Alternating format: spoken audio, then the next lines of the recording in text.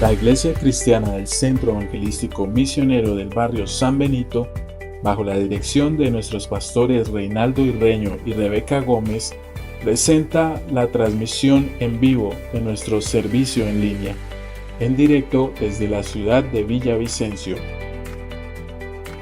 Bienvenidos.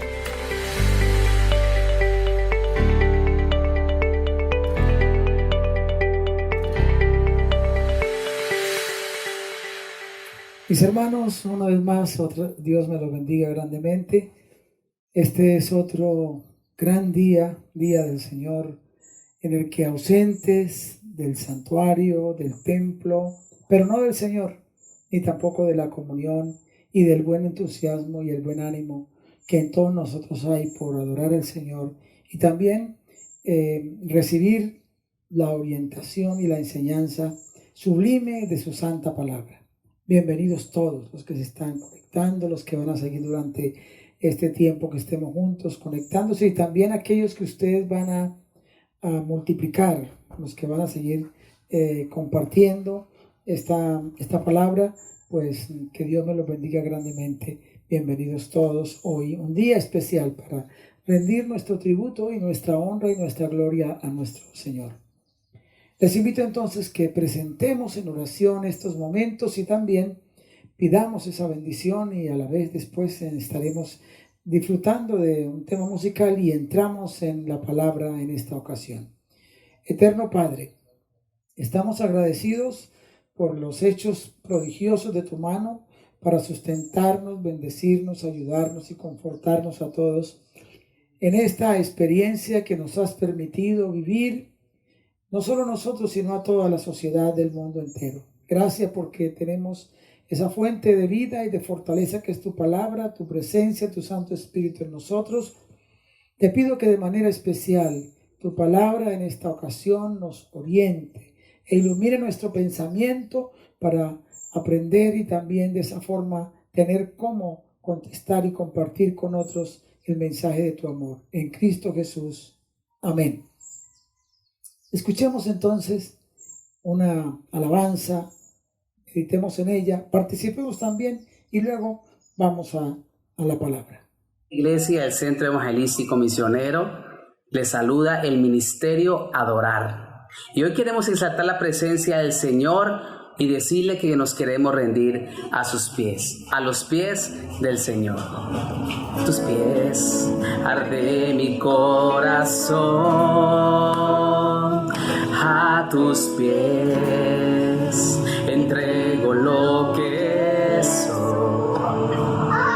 Es el lugar de mi seguridad, donde nadie me puede señalar. Me perdonaste, me acercaste a tu presencia, me levantaste, hoy me postro a adorarte. No hay lugar más alto, más grande que estar a tus pies, que estar a tus pies. No hay lugar más alto, más grande que estar a tus pies, que estar a tus pies, a tus pies arde mi corazón, a tus pies entrego lo que soy. Es el lugar de mi seguridad, donde nadie me puede señalar. Me perdonaste, me acercaste a tu presencia, me levantaste, hoy me postro a adorarte. No hay lugar más alto, más más grande que estar a tus pies, que estar a tus pies. No hay lugar más alto, más grande que estar a tus pies, que estar a tus pies. Y allí permaneceré postrado a tus pies. Y allí permaneceré a los pies de Cristo.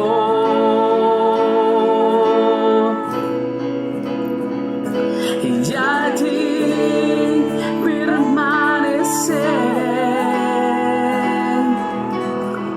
postrado a tus pies. Y allí permaneceré a los pies de Cristo. No hay lugar más alto, más grande que estar a tus pies, que estar a tus pies. Bendiciones, iglesia, los amamos mucho en el Señor. Amén. Bien, mis hermanos, otra vez quiero saludar a los que se han conectado, a los niños, a los jóvenes, a los hogares, las familias, los esposos, las esposas, las personas de la mayoría de edad, a los amigos, a los vecinos, a los invitados allá por los medios, por las redes. Bendiciones, una mano extendida del amor del Señor.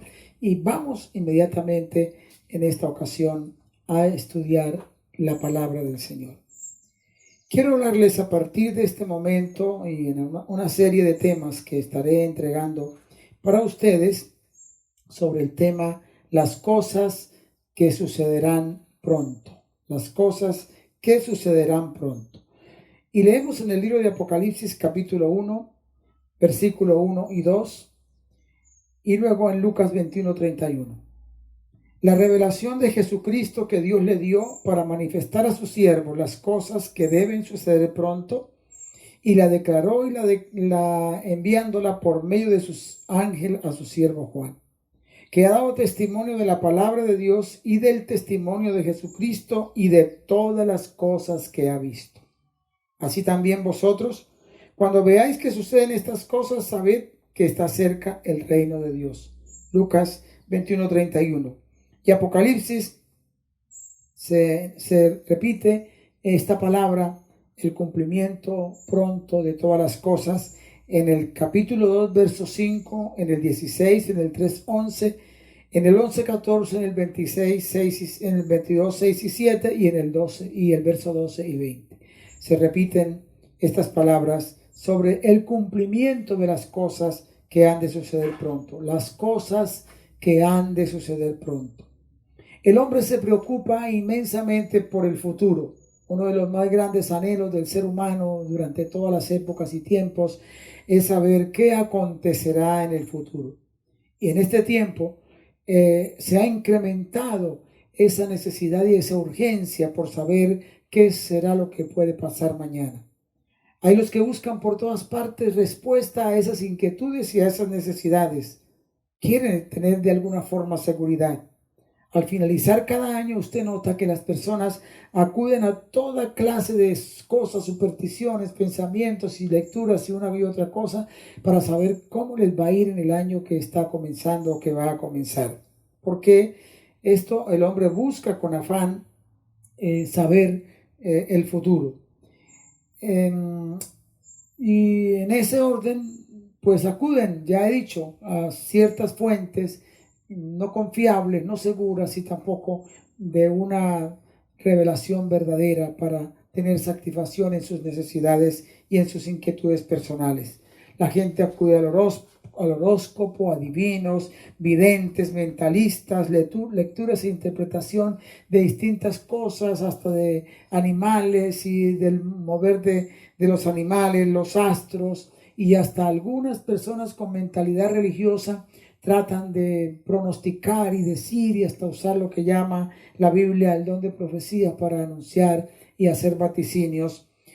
Pero ¿qué sucede? Todo sigue lo mismo. Nadie puede predecir el futuro, que está solo en la mente y en la mano del Dios Todopoderoso. Ni aun la ciencia, con todos sus adelantos, puede tratar de adelantársele a Dios. Eso es algo directamente del Señor. La fuente segura para poder tener precisamente esa tranquilidad sobre el mañana está en Dios, en su santa palabra. Él dice en su palabra a estas personas y a estos pensamientos y a esta línea de actitud y de mentalidad de todos los tiempos: alegad por vuestra causa, dice Jehová, presentad vuestras pruebas, dice el Rey de Jacob.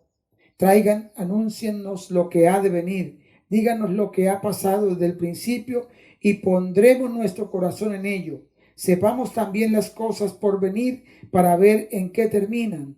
Díganos qué va a suceder después. Isaías 41, versículo 21 al 23. Todos los humanos estamos limitados.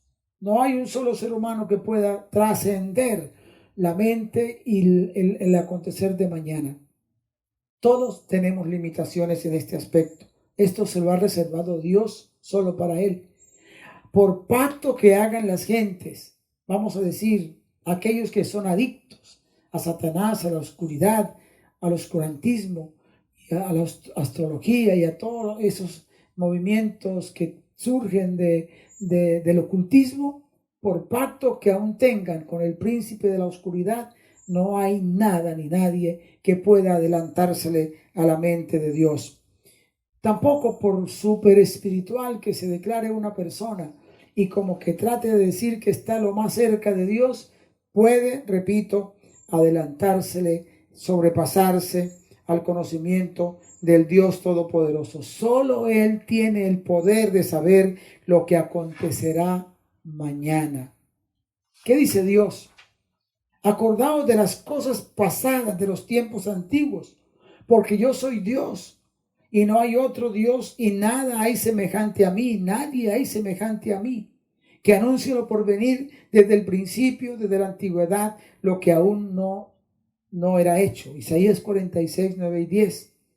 Los antiguos profetas hicieron anuncios extraordinarios y anuncios precisos para el tiempo y para la ocasión y para las circunstancias.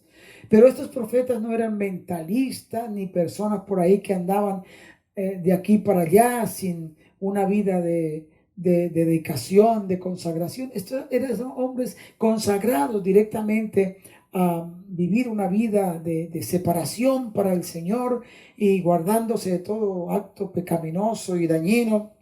Y Dios les daba revelaciones efectivas para tiempos importantes, necesarios y urgentes. Algunas de sus profecías se cumplieron en sus propios días, otros en tiempos posteriores que ellos no los vieron, y otros en esa visión de la profecía todavía aún están en cumplimiento.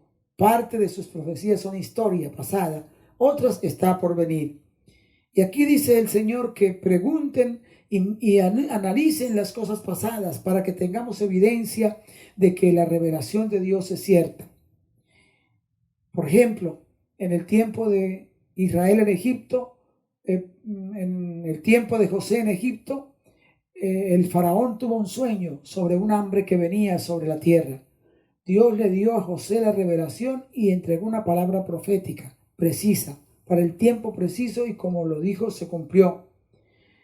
En la secuencia de los poderes políticos le fue revelada a Daniel en el capítulo 2 del libro de Daniel, verso 1 al 46. Daniel, estando como un oficial o un cautivo en Babilonia y también siendo parte de la administración del rey de Babilonia, recibió una revelación de Dios sobre la secuencia de los poderes y potencias políticas desde los días de Nabucodonosor de Babilonia hasta el último gobernante mundial que habrá, que será todo postrado y todo será eclipsado y terminará con ello el gobierno humano con la venida de nuestro Señor Jesucristo. Estas revelaciones las recibió Daniel, y en gran parte todas se han cumplido. Solamente está por cumplirse aquella visión que tuvo de que una piedra descendió de los cielos y derribó la estatua. Esa roca representa a nuestro Señor Jesucristo. También todas las profecías sobre el Señor Jesucristo cumplidas en su gran mayoría, solamente hace falta por cumplirlas de su retorno para establecer su reino milenial.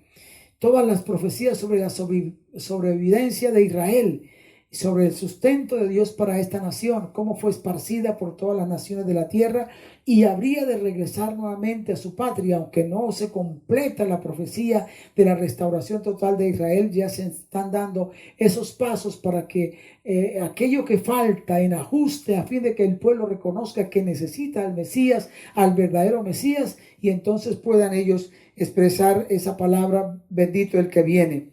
También en las antiguas profecías anunciaron los profetas hebreos destrucción de ciudades importantes como Tiro, como también la ciudad de Babilonia y otros lugares que en realidad en el momento en que fueron anunciadas estas palabras y estos hechos, pues se cumplieron conforme a la palabra de Dios. Ahora nos trasladamos a nuestro mundo, el mundo de hoy. El mundo de hoy se encuentra sumergido en la más negra noche de la oscuridad, del temor y del miedo. Todo esto tiene cubierto a la humanidad y mucho más en estos días. Este año 2020 ha sido un año verdaderamente admirable en el cumplimiento de los hechos programados por Dios para la humanidad. Y esto que tiene el mundo hoy, que de alguna manera el hombre, digo, en su buen deseo, en su buen pensamiento, quizás en su corto conocimiento de la verdad de Dios, como que trata de tener la palabra para decir esto se resuelve ya. Pero aunque se resuelva ya, la iglesia, la profecía, la palabra de Dios nos revela que Dios está en este asunto para que el hombre retorne a Dios. Y estando en esta oscuridad en que se encuentra la humanidad, la palabra profética revelada en la Biblia nos enseña el acontecer desde la primera venida de nuestro Señor Jesucristo hasta su retorno, hasta su segundo retorno, para establecer el reino de justicia y de paz que la humanidad necesita, el gobierno de justicia y paz que el mundo tanto anhela. Entonces, para ello debemos acudir, como dice el apóstol Pedro en su segunda carta, capítulo 1, verso 9, a la palabra profética, a la cual hacemos bien en estar atentos como antorcha que alumbra en el lugar oscuro. La palabra que proviene de Dios es segura, es confiable, no la que viene por ahí del charlatán, del hablador, de que viene contando y diciendo ciertas cosas que imaginarias, y también por lo que ha oído y por lo que ha visto y conoce, entonces se inventa su mensaje raro para tratar de mostrar que tiene algo que decir en el conocimiento de estos asuntos. El Señor Jesucristo, los profetas hebreos, los apóstoles recibieron revelaciones, los apóstoles y los profetas recibieron revelaciones precisas. Jesucristo entregó el mensaje claro, directamente siendo él Dios sobre Israel, la iglesia y las naciones de la tierra. O sea, Jesús habló proféticamente de la iglesia, el pueblo de Dios diseminado por todas las naciones de la tierra, y también sobre la situación de Israel, desde sus días hasta que se establezca el reino glorioso del Señor. Los apóstoles igual, en sus escritos y en sus epístolas, ellos entregaron este mensaje, culminando este mensaje con el libro de Apocalipsis, de donde tenemos el tema para este mensaje que estoy compartiendo con ustedes. Las cosas que deben suceder pronto significan la fase final de la historia de la humanidad, pero es también la esperanza bienaventurada de los justos. Esa fase final llega o se convierte en la esperanza bienaventurada de los justos. Esa esperanza bienaventurada es la aparición de nuestro Señor Jesucristo por segunda vez, ya he dicho, para establecer un reino de justicia, de paz, de prosperidad, de progreso, de tranquilidad y de todas las comodidades, bendiciones y modos que un hombre ha anhelado tener en su vida como hombre y como sociedad. Pero esto naturalmente solamente lo puede producir la mano del Señor.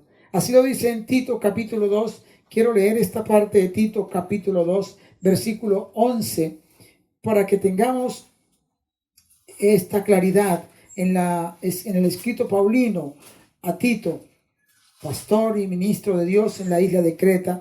Él dice: porque la gracia de Dios, capítulo 2 de Tito, verso 11, porque la gracia de Dios se ha manifestado para salvación a todos los hombres, versículo 12 hasta el 14, enseñándonos que renunciando a la impiedad y a los deseos mundanos vivamos en este siglo sobria, justa y piadosamente, aguardando la esperanza bienaventurada y la manifestación gloriosa de nuestro gran Dios y Salvador Jesucristo, a quien se dio a sí mismo por nosotros para redimirnos de toda iniquidad y purificar para sí un pueblo propio, celoso de buenas obras. Esa es la esperanza bienaventurada de la iglesia, de los creyentes y también del mundo. La palabra esperanza en nuestro idioma, en nuestro pensamiento, habla de probabilidad, de algo posible, posiblemente. Espero llegar bien, espero llegar a tiempo, ojalá que esto funcione, espero que esto te sirva y ayude a tu condición de salud, espero que la operación salga perfecta. En esto hay, de alguna manera, un vacío entre esperar y lograr lo que se espera. Y entra entonces en lo que se llama la desesperanza, que viene a terminar en desesperación, en una condición de nerviosismo y angustia extrema que aumenta la dificultad. Es lo que tenemos que evitar en medio de esta situación que estamos todos viviendo y estamos soportando. Pero esa es la manera de darnos un mensaje, la palabra esperanza en nuestro idioma. Pero el idioma de la Biblia, que es el idioma de Dios y que es el idioma del cielo y que es el idioma de la promesa de Dios, la esperanza habla de algo seguro, cierto, inamovible, confiable, absoluto, que nada lo puede intervenir ni estorbar.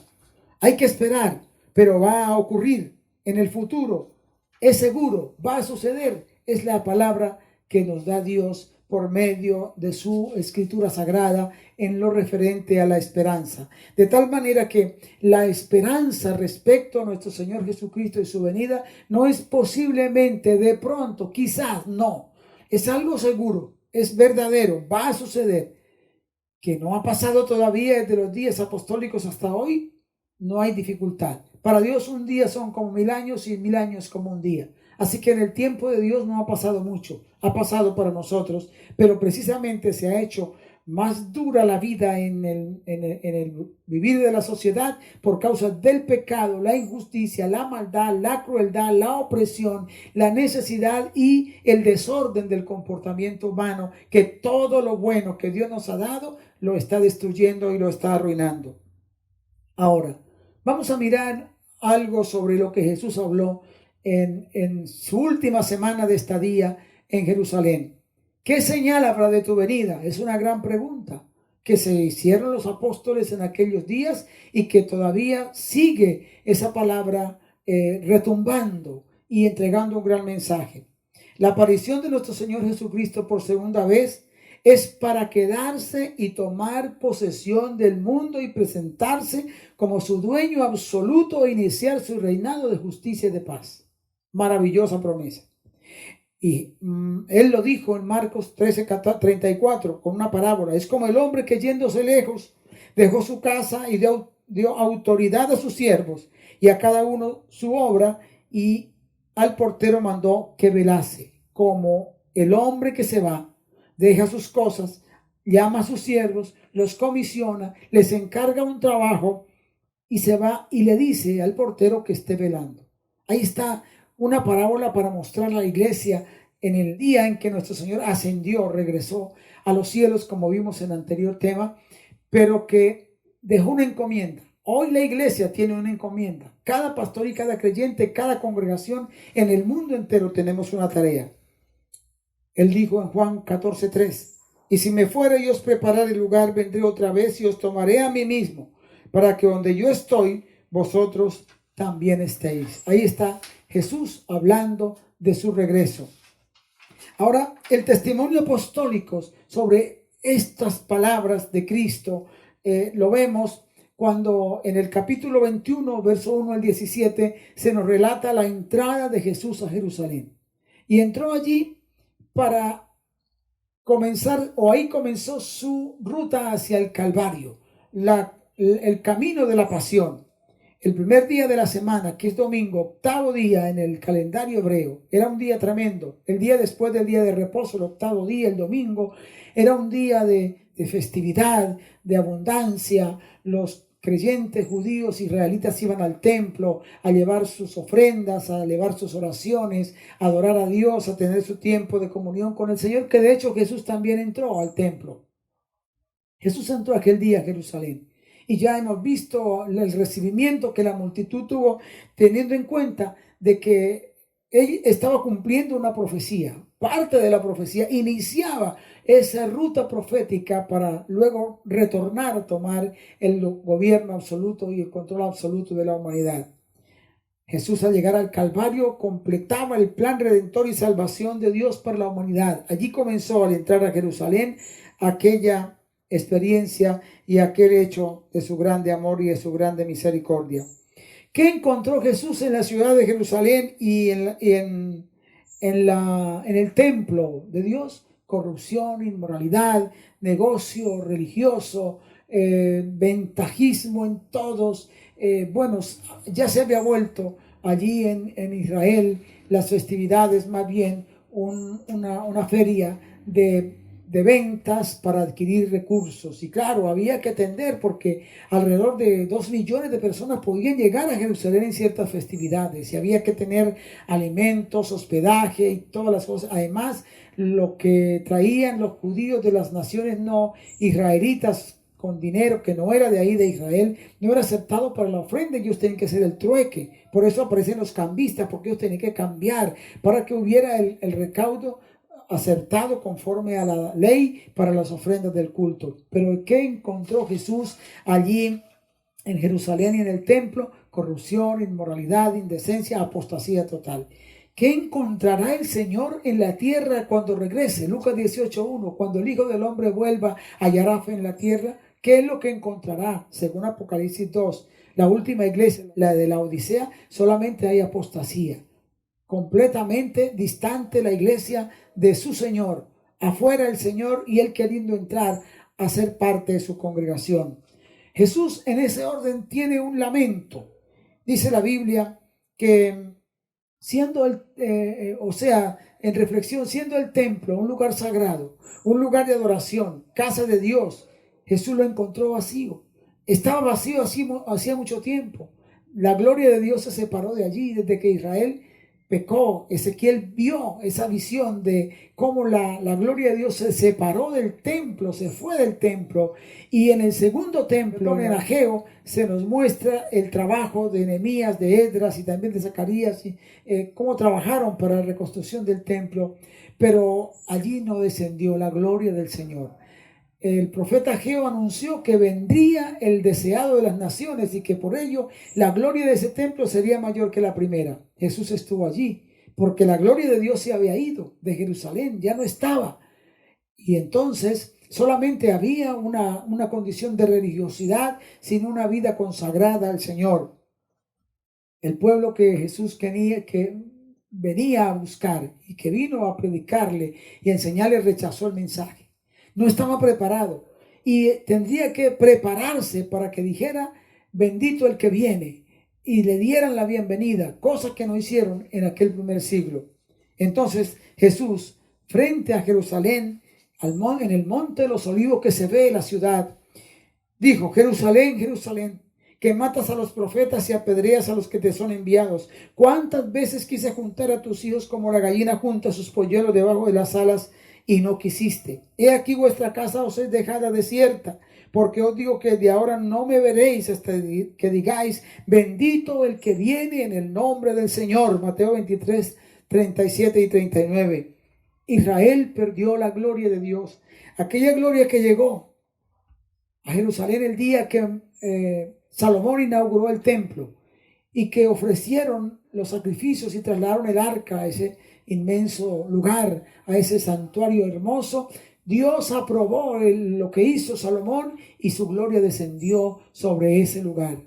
Pero cuando Israel apostató y los reyes se inclinaron y el pueblo a la idolatría y la ciudad fue destruida por Babilonia, la gloria de Dios desapareció, se fue. Y Ezequiel en el capítulo 8 y 11 da esa revelación y muestra ese hecho doloroso en que la gloria de Dios se separó de aquel lugar, de la casa del Señor y de la nación. Ahora veamos el patriotismo religioso de los apóstoles. Jesús estaba fortaleciendo la fe de sus discípulos porque Él ya se iba y les dejaba a ellos esta gran encomienda. Les dejaba sus tareas como la parábola, pero ellos todavía esto no alcanzaban a entender. Querían una nación, un pueblo, un Israel poderoso frente al mundo entero, pero poderoso en todas las demás áreas, menos en el área de la fe. O quizás pensaban en una mezcla de las dos cosas. Al entrar a Jerusalén, los discípulos hablaron con sentimientos patriotismos a Jesús y le dijeron, como buenos patriotas, maestro, mire los templos, mire ese templo, mire lo que hay allí. Cuando Jesús salió del templo y se iba, se acercaron los discípulos para mostrarle los edificios del templo. Respondiendo, él les dijo, ¿veis todo esto? De cierto digo que no quedará aquí piedra sobre piedra que no sea derribada. Y estando él sentado en el monte de los olivos, los discípulos se le acercaron aparte diciendo, dinos, ¿cuándo serán estas cosas? ¿Y qué señal habrá de tu venida? Cuando vengas a reinar y del fin del siglo. Aquí muestran, o ellos piden al Señor que les dé entendimiento sobre estas dos épocas en la historia. Jesús entregó la hoja de ruta que habría de seguir la humanidad hasta el final. Y eso lo encontramos en Mateo 24 y 25, Marcos 13, 1 al 37, Lucas 21, 5 al 38.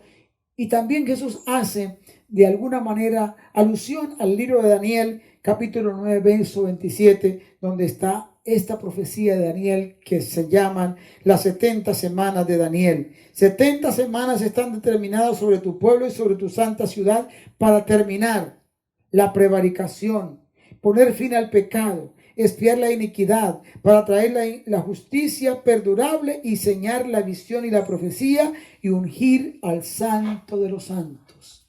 Esta profecía no se ha cumplido en parte. Falta la última semana. Se han cumplido 69 semanas. Falta la última semana para que se complete esta profecía. Y en esa última semana es que Jesús hace en Mateo 24 y también el Evangelio de Marcos y Lucas entrega esta profecía, también el libro de Apocalipsis, para hablarnos de la última semana que habrá de haber en la vida de la humanidad y que será la semana trágica, el tiempo trágico, del cual estaremos hablando con un poquito más de detenimiento para que haya un buen entendimiento. Pero Jesús mostró la hoja de ruta que ha de seguir la humanidad hasta el tiempo final. Mateo 24, como lo he dicho, y con todos los demás capítulos que aparecen allí en referentes, Jesús entregó todo el bosquejo del libro de Apocalipsis y con ello la historia por adelantada de las cosas que estarán por suceder pronto.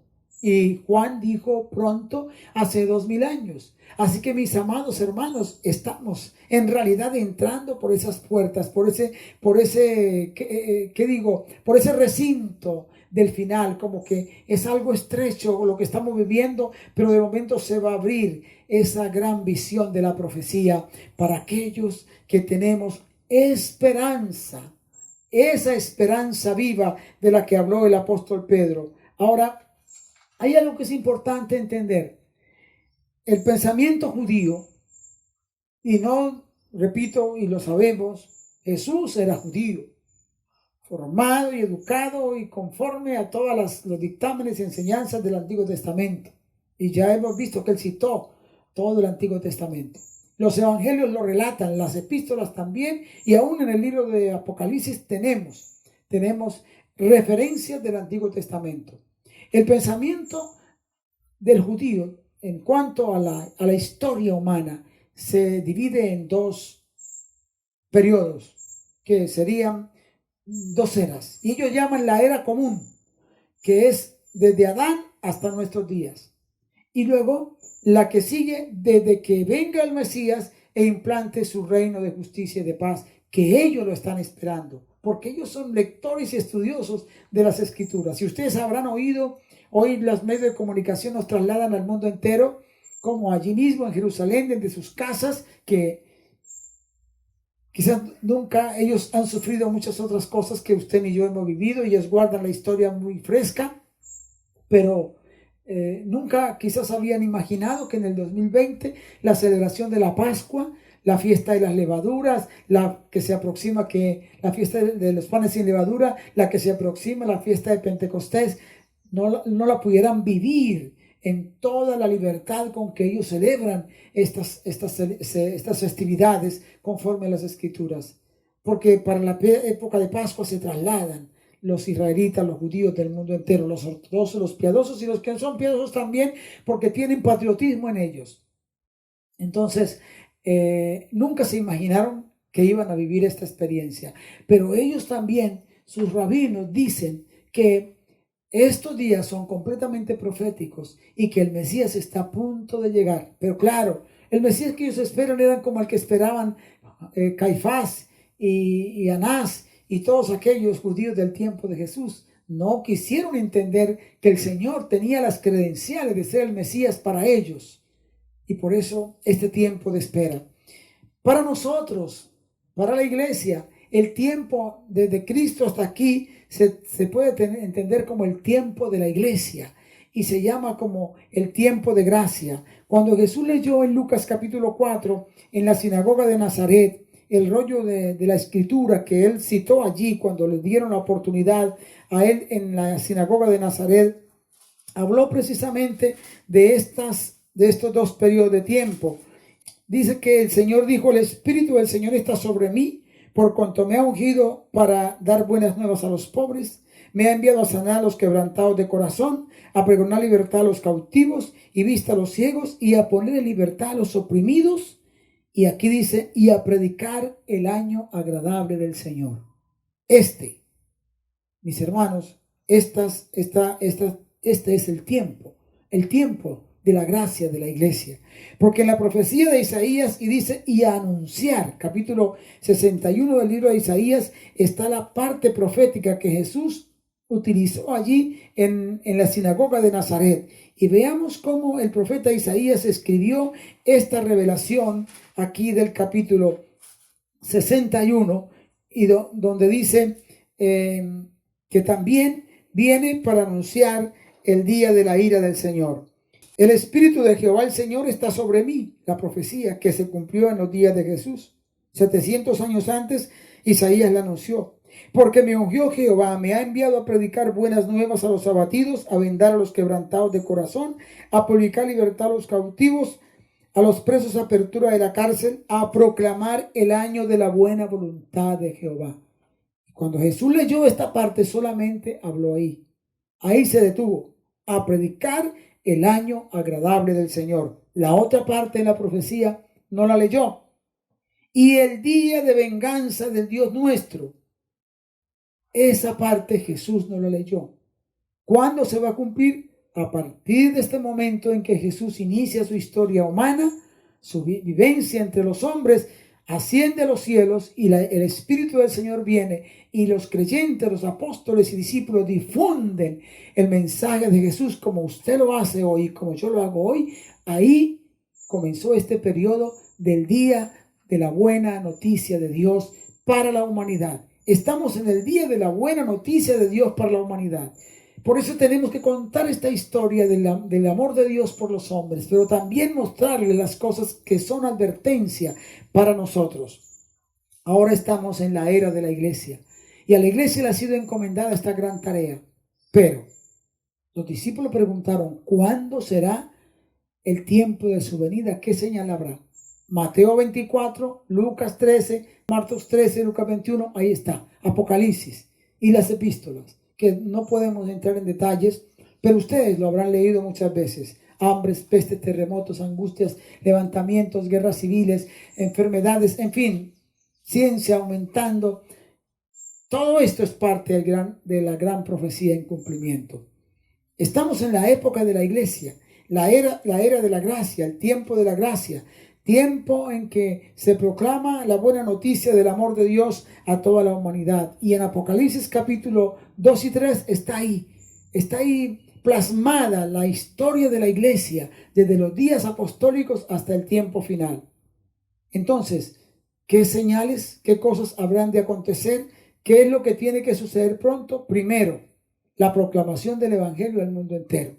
Mateo 24:14, y será predicado este evangelio para testimonio a todas las naciones, y entonces vendrá el fin. Hoy estamos en ese tiempo en el que el evangelio está llegando a todos los lugares de la tierra.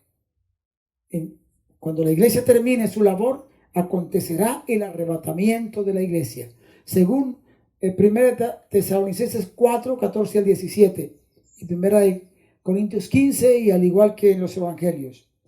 Cuando sucede el arrebatamiento de la iglesia, entonces acontecerá el juicio del tribunal, o no el juicio, la presentación ante el tribunal de Cristo, según lo escribe San Pablo en su carta a los Corintios. Luego tendremos la segunda venida de Cristo, Apocalipsis 1:7. El juicio de las naciones, Mateo capítulo 25. La restauración de Israel en plenitud al inicio del gran milenio. La batalla de Armagedón habrá de acontecer también antes de esto en la restauración de Israel, porque será para caída de las naciones, y Israel será restaurado a su propósito de Dios antes del milenio.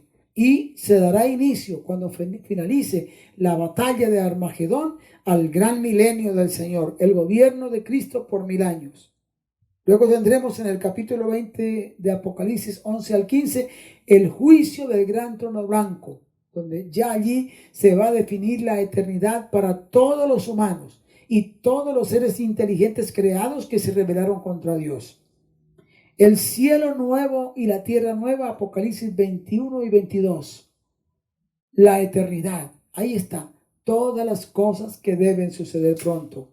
Mis hermanos, mis amigos, Dios es inmutable, no muta, no se modifica, no cambia. Sus promesas han renovado el día a día de su pueblo en la tierra durante todos los tiempos. Hoy las promesas de Dios nos tienen con un ánimo y con un fervor bastante de entusiasmo espiritual, creyendo en la promesa, en la provisión, en el cuidado de nuestro Señor. La garantía de sus promesas nos sostienen, esperando la redención total y la restauración total de todas las cosas, porque no es solamente en la vida del creyente, sino de todas las cosas, hasta cierto punto, conforme a la profecía para el gobierno de nuestro Señor. Y luego, mis amigos, en esa fe murieron y vivieron muchísimos creyentes justos desde el Antiguo Testamento. Hebreos capítulo 11 nos resume la fe de estas personas de la siguiente manera. En Hebreos capítulo 11 nos dice que por la fe algunos murieron esperando. Conforme a la fe murieron todos estos sin haber recibido lo prometido, sino mirándolo de lejos y creyéndolo, saludándolo y confesando que eran extranjeros y peregrinos en la tierra. Muchos de los antiguos profetas y creyentes murieron, no vieron, pero siguieron esperando. En la historia de la iglesia, desde los apóstoles hasta el creyente que en este momento esté traspasando la atmósfera y siguiendo la ruta que Jesús abrió el día de la ascensión para llegar al paraíso de Dios, mis hermanos, han muerto con esta esperanza, han partido con esta esperanza. Por eso la partida de la tierra al cielo para el creyente no es una cosa de terror ni de miedo a la oscuridad ni al abismo, no, porque hay plena seguridad. Entonces, mis hermanos, nuestra esperanza, Jesucristo vuelve pronto. No podemos enfriarnos, es la advertencia del Señor. Pedro dice que hay quienes, el apóstol escribió, de los días de los padres oímos que el Mesías va a venir y no ha llegado. Y entonces hacen de esto burla, juego, chiste y siembran duda e incredulidad. Es ahí donde se muestra que todavía ese pueblo no estaba preparado en días de Jesús. Hoy todavía hay los burladores, los que nos señalan, se ríen de nosotros por esto. Cuidemos el corazón para que las circunstancias y las cosas que acontecen no nos roben la tranquilidad y la confianza en que el día del Señor vendrá. ¿Cuál es la exhortación que nos hace el Señor? Hebreos capítulo 2, le cito esta porción de la palabra. En el Hebreos capítulo 2 dice: por tanto es necesario que con más diligencia atendamos a las cosas que hemos oído, no sea que nos deslicemos, porque si la palabra dicha por medio de los ángeles fue firme y toda transgresión y desobediencia recibió justa retribución, ¿cómo escaparemos nosotros si descuidamos una salvación tan grande, la cual, habiendo sido anunciada primeramente por el Señor, no fue confirmada por los que oyeron, testificando Dios juntamente con ellos, con señales y prodigios y diversos milagros y repartimientos del Espíritu Santo, según su voluntad? Esa es la exhortación que nos hace el Señor, que no nos dejemos de ninguna manera desanimar. Y el Señor dice: cuando comiencen estas cosas a suceder, erguíos, levantad vuestra cabeza, velad, porque el tiempo está cerca. Mis hermanos, quería compartir con ustedes solamente como esta introducción en esta ocasión a las cosas que deben suceder pronto. Y estaremos analizándolas en este proceso que estamos llevando para que usted también de esa manera pueda tener mayor seguridad y conocimiento y se enamore mucho más de vivir una vida consagrada, una vida rendida al Señor, y que no dejemos de compartir el amor de Dios. No podemos dejar de ganar cada uno. Hoy, esta semana me llamó un pastor de Santa Marta y me dice: pastor, hace mucho tiempo llegó a mis manos un libro que usted escribió, quería saber si es usted. Y ese libro me ha impactado mucho. Qué tremendo mensaje, qué enseñanza. Estoy impactado. ¿Cómo hago para yo recibir más ese material y también para poder seguir entusiasmando a los creyentes y a los hermanos a cumplir esta misión y mucho más en este tiempo que estamos como acorralados y encerrados para poderlo estudiar? Mis hermanos, sigamos haciendo la tarea. Las cosas que deben suceder pronto. Estaremos mirando en una serie de enseñanzas y estudios bíblicos sobre este tema, pero no se olvide que lo que está más cerca en este momento es nuestra esperanza, nuestra gloriosa esperanza, que es partir para estar con el Señor. Así que, mis hermanos, ánimo a vivir una vida consagrada al Señor, a no dejarse entorpecer, a tener paciencia y esperar en la redención que Dios nos ha prometido. Estemos de pie para que hagamos esta oración. Eterno Padre, cuántas gracias te damos por la obra maravillosa de Jesucristo en la cruz, por su ascensión, su resurrección y ascensión a los cielos, y también por la promesa de su segunda venida.